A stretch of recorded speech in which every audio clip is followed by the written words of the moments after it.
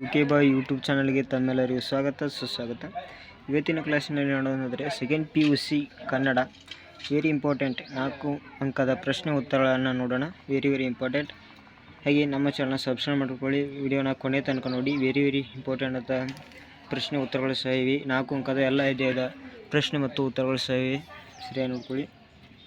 ಹಾಗೆ ಓದಿ. Very important ಆಗಿರುತ್ತೆ. ಹಾಗೆ ನಿಮ್ಮ ಸ್ನೇಹಿತರಿಗೂ ಸಹ ಈ ವಿಡಿಯೋನ ಶೇರ್ ಮಾಡಿ. ಮೊದಲೇ ಕ್ವಶನ್, ಕಲಾಂ ಅವರ ಮೇಡಮ್ಗೆ ಮೂತ್ರಪಿಂಡದಲ್ಲಿ ಕಲ್ಲು ಮೂಡಿದ್ದು ಹೇಗೆ ಅಂತ ಹಿಡಿದಿದ್ದಾರೆ. ಇಲ್ಲಿ ಉತ್ತರ ನೀವು ನೋಡ್ಬೋದು ಯಾವ ರೀತಿ ಇದೆ ಅಂತ. ನೀವು ಈ ರೀತಿ ಉತ್ತರಗಳು ಸಹ ಓದ್ಕೊಳ್ಳಿ. ಇಲ್ಲಿ ನಾವು ನಿಮಗೆ ನೀಡಿದ್ದೇವೆ, ಸರಿಯಾಗಿ ನೋಡ್ಕೋಬೋದು ನೀವು. ಇಲ್ಲಿ ರಕ್ಷಿಸಬೇಕಾದವರು ಭಕ್ಷಕರಾದರೆ ಒದಗುವ ಘಟನೆಯನ್ನು ಬಸವಣ್ಣವರು ಹೇಗೆ ಚಿತ್ರಿಸಿದ್ದಾರೆ. ಇದು 2ನೇ ಪ್ರಶ್ನೆ ಆಗಿದೆ. ಸರಿಯಾಗಿ ನೋಡ್ಬೋದು. ಪದ್ಯ ಮತ್ತು ಗದ್ಯದಿಂದ ಎಲ್ಲ ಅಧ್ಯಾಯದ ಪ್ರಶ್ನೆ ಉತ್ತರಗಳನ್ನು ಇಲ್ಲಿ ಸಹ ನೀವು ಕೊಟ್ಟಿದ್ದೀವಿ. ಎಷ್ಟು ಪ್ರಶ್ನೆಗಳನ್ನು ನೀವು ಓದ್ಕೋದ್ರೆ ಸಾಕು. ಆರಾಮ್ 4ಕ್ಕೆ 4 ಅಂಕಗಳನ್ನು ಎಲ್ಲ ಪ್ರಶ್ನೆ ಉತ್ತರಗಳನ್ನು ನೀವು ಆ್ಯನ್ಯುವಲ್ ಎಕ್ಸಾಮ್ನಲ್ಲಿ ಸಹ ಬರೀಬೋದು. ವೆರಿ ಇಂಪಾರ್ಟೆಂಟ್ ಆಗಿದೆ. ಇಷ್ಟು ಓದಿದರೆ ಸಾಕು. ಮುಂದಿನ ಪ್ರಶ್ನೆಗಳನ್ನು ನೋಡೋಣ. ಶಿವಪಥವನ್ನು ಅರಿದವನು ಭಕ್ತಿ ನಿರಂತಕ ಎಂಬುದು ಬಸವಣ್ಣ ಯಾವ ಉದಾಹರಣೆಗೆ ಮೂಲಕ ವಿವರಿಸಿದ್ದಾರೆ.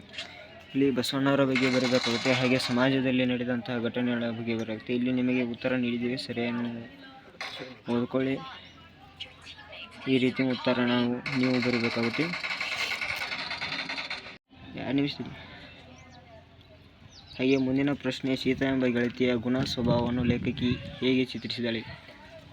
ಅಂದರೆ ಇಲ್ಲಿ ಮತ್ತು ಸೀತಾ ಮತ್ತು ಆಕೆಯ ಗೆಳತಿಯ ಬಗ್ಗೆ ಗುಣ ಸ್ವಭಾವವನ್ನು ಬರೀಬೇಕಾಗುತ್ತೆ. ಈ ರೀತಿ ಗುಣ ಸ್ವಭಾವ ಅವರಲ್ಲಿದೆ ಅಂತ ಇಲ್ಲಿ ನಿಮಗೆ ಕೊಟ್ಟಿದ್ದೇವೆ. ಅದೃಷ್ಟ ಮತ್ತು ಆಯ್ಕೆಯ ಪಾಠದಿಂದ ಆರಿಸಿಕೊಳ್ಳಿ. ಇಲ್ಲಿ ಸರಿಯಾಗಿ ನೋಡ್ಬೋದು. ಹಾಗೆ ಮುಂದಿನ ಪ್ರಶ್ನೆ, ರಾವಣ ಮನೋಮರಿ ಪರಿವರ್ತನೆಯ ಸಂದರ್ಭವನ್ನು ಕವಿ ಹೇಗೆ ಚಿತ್ರಿಸಿದ್ದಾನೆ ವಿವರಿಸಿ. ಹಾಗೆ ಮುಂದಿನ ಪ್ರಶ್ನೆ, ಬಸಲಿಂಗ ಕೊನೆಯಲ್ಲಿ ತೆಗೆದುಕೊಂಡ ನಿರ್ಧಾರ ಯಾವುದು, ಅದಕ್ಕೆ ಕಾರಣಗಳೇನು.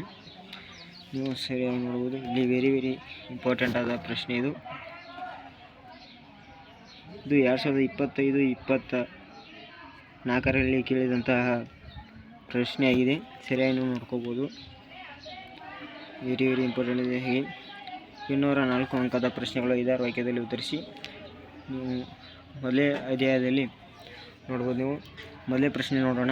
ರಾವಣ ಬಹುರೂಪಿಣಿ ವಿದ್ಯೆಯನ್ನು ಒಲಿಸಿಕೊಂಡ ಸಂದರ್ಭವನ್ನು ವಿವರಣೆಯಾಗಿ ಬರೆಯಿರಿ. ರಾವಣನ ಬಗ್ಗೆ ಇಲ್ಲಿ ಬರೀಬೇಕಾಗುತ್ತೆ. ಸರಿಯಾಗಿ ನೀವು ನೋಡ್ಬೋದು ಯಾವ ರೀತಿ ಇಲ್ಲಿ ಉತ್ತರ ಇದೆ ಅಂತ. ನೀವು ಸರಿಯಾಗಿ ಓದ್ಕೊಳ್ಳಿ. ವಿಡಿಯೋನ ಕೊನೆ ತನಕ ನೋಡಿ, ಯಾರು ಸ್ಕಿಪ್ ಮಾಡಿಬಿಡಿ. 3ನೇ ಪ್ರಶ್ನೆ, ಬಸಲಿಂಗ ಡಾಕ್ಟರ್ ತಿಮ್ಮಪ್ಪನವರ ಸೂಚನೆ ಪಾಲಿಸದ ಇರಲು ಕಾರಣವೇನು. ಇಲ್ಲಿ ಉತ್ತರ ಯಾವ ರೀತಿ ಕೊಟ್ಟಿದ್ದೀವಿ ಆ ರೀತಿ ನೀವು ಸರಿಯಾಗಿ ನೋಡಬಹುದು. ಮುಂದಿನ ಪ್ರಶ್ನೆ, ಬಸಲಿಂಗ ಎದುರಿಸುತ್ತಿದ್ದ ಸಮಸ್ಯೆಗಳು ಯಾವುವು. ಮುಟ್ಟಿಸಿಕೊಂಡವನು. ಈ ಪಾಠದಿಂದ ಈ ಪ್ರಶ್ನೆಯನ್ನು ಈ ಗದ್ಯದಿಂದ ಆಯ್ದುಕೊಳ್ಳಲಾಗಿದೆ.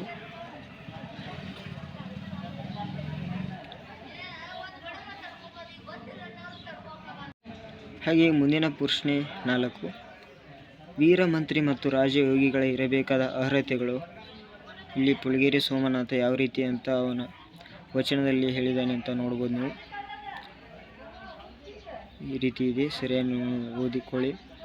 ವೆರಿ ಇಂಪಾರ್ಟೆಂಟ್ ಆದ 4 ಅಂಕದ ಪ್ರಶ್ನೆಗಳು ಹಾಗೂ ಉತ್ತರಗಳು ಸಹ ಇವೆ. ಈ 3ನೇ ಪ್ರಶ್ನೆ, ಯಾವ ಸಂಗತಿಗಳನ್ನು ಉಪೇಕ್ಷಿಸಬಾರದಾಗಿ ಸೋಮನಾಥನು ತಿಳಿಸಿದ್ದಾನೆ. ಇಲ್ಲಿ ಪುಳಗೇರಿ ಸೋಮನಾಥನ ಅಂಕಿತ ನಾಮದಿಂದ ಇಲ್ಲಿ ನೀವು ಬರೀಬೇಕಾಗುತ್ತೆ. ಅವರು ಸಂಗತಿಗಳು ಯಾವ ರೀತಿ ಇದೆ ಅಂತ ವಚನಗಳನ್ನು ನೀವು ಸರಿಯಾಗಿ ನೆನಪಿಟ್ಟುಕೊಂಡು ಅದರ ವಿವರಣೆ ಬರೆದರೆ ಸಾಕು. 4ಕ್ಕೆ 4 ಅಂಕಗಳನ್ನು ತಗೋಬೋದು ನೀವು. ಮುಂದಿನ ಪ್ರಶ್ನೆ, ಮುಸುರೆ ಪಾತ್ರೆಗಳು ನೀರು ಪಾಲಾದದ್ದು ಹೇಗೆ, ಅವುಗಳನ್ನು ಮೇಲೆತ್ತಲು ಮಾಡಿದ ಪ್ರಯತ್ನಗಳು ಏನು. ಇದು ಕುದುಪ ಮತ್ತು ಚಿನ್ನಮ್ಮ ಹಾಗೂ ಅವನ ಮಗ ಗುಡ್ಡ ಯಾವ ರೀತಿ ಹೊಳೆಯಲ್ಲಿ ಬಿದ್ದಂತಹ ಪಾತ್ರೆಗಳನ್ನು ತೆಗೆದರೆ ಎಂದು ನೀವು ಇಲ್ಲಿ ಬರೀಬೇಕಾಗುತ್ತೆ ಸರಿಯಾಗಿ. ಮುಂದಿನ ಪ್ರಶ್ನೆ ನೋಡೋಣ. ಮುಂದಿನ ಪ್ರಶ್ನೆ, ದನಿ ಹಾಗೂ ಹೊಳೆಯ ನಡುವಿನ ಸಮರವನ್ನು ವಿವರಿಸಿ. ವೆರಿ ಇಂಪಾರ್ಟೆಂಟ್ ಈ ಪ್ರಶ್ನೆ. ದನಿ ಮತ್ತು ಹೊಳೆಯ ಬಗ್ಗೆ ಕೇಳಿದ್ದಾರೆ. ದನಿ ಅಂದರೆ ಇಲ್ಲಿ ವೆಂಕಟಪ್ಪನವರು. ಗೌಡ ಸರಿಯಾಗಿ ಅವರ ಬಗ್ಗೆ ಬರಬೇಕಾಗುತ್ತೆ. ಹಾಗೆ ಹೊಳೆಯ ಬಗ್ಗೆ ಇಲ್ಲಿ ಕೊಟ್ಟಿದ್ದೇನೆ. ಹೀಗೆ ಮುಂದಿನ ಪ್ರಶ್ನೆ, ದ್ರೌಪದಿ ಅವಮಾನಕ್ಕಾದ 3 ಪ್ರಸಂಗಗಳು. ವೆರಿ ಇಂಪಾರ್ಟೆಂಟ್ ಆದಂತಹ ಪ್ರಶ್ನೆ ಇದಾಗಿದೆ. ಇದು 2023, 24, 22ರಲ್ಲಿ ಕೇಳಿದಂತಹ ಪ್ರಶ್ನೆ ಆಗಿದೆ. ಸರಿಯಾಗಿ ನೋಡ್ಬೋದು. ವೆರಿ ಇಂಪಾರ್ಟೆಂಟ್ ಆದ ಪ್ರಶ್ನೆ. ಎನ್ಯುವಲ್ ಎಕ್ಸಾಮ್ಗೆ ಫಿಕ್ಸ್ ಬರ್ತೈತಿ. ಹಾಗೆ ಮುಂದಿನ ಪ್ರಶ್ನೆ, ಚಿನ್ನಮ್ಮನ ಕುಟುಂಬದ ಹೊಳೆಯ ಬಗ್ಗೆ ಅಸಹನೆ ಹೊಂದಬಾರದೆಂದು ಲೇಖಕಿ ಬಯಸಿದ್ದೇನು. ಚಿನ್ನಮ್ಮನ ಕುಟುಂಬದ ಬಗ್ಗೆ ಇಲ್ಲಿ ಬರೀಬೇಕಾಗುತ್ತೆ. ಹಾಗೆ ವಿಡಿಯೋನ ಕೊನೆ ತನಕ ನೋಡಿ. ಇಷ್ಟೆಲ್ಲ 4 ಅಂಕದ ಪ್ರಶ್ನೆಗಳಾಗಿವೆ. ವೆರಿ ಇಂಪಾರ್ಟೆಂಟ್ ಆದ ಪ್ರಶ್ನೆಗಳು. ಹಾಗೆ ನಮ್ಮ ಚಾನಲ್ನ ಸಪೋರ್ಟ್ ಮಾಡಿ, ಸಬ್ಸ್ಕ್ರೈಬ್ ಮಾಡ್ಕೊಳ್ಳಿ.